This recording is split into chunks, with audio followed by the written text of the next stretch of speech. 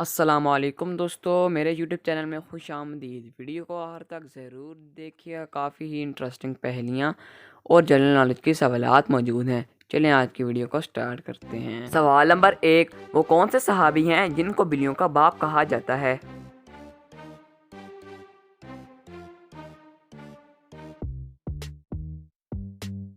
जवाब है हज़रत अबू हुरैरा को।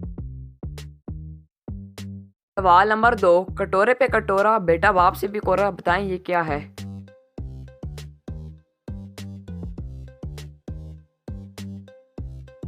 जवाब है नारियल। सवाल नंबर 3, पाकिस्तान में पहला क्रिकेट टेस्ट मैच कब खेला गया?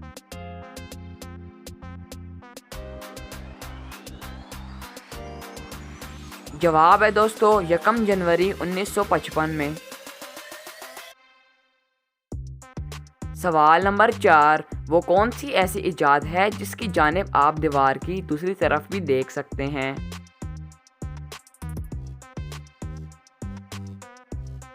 जवाब है खिड़की। सवाल नंबर 5, मिर्ज़ा गालिब का असल नाम क्या था?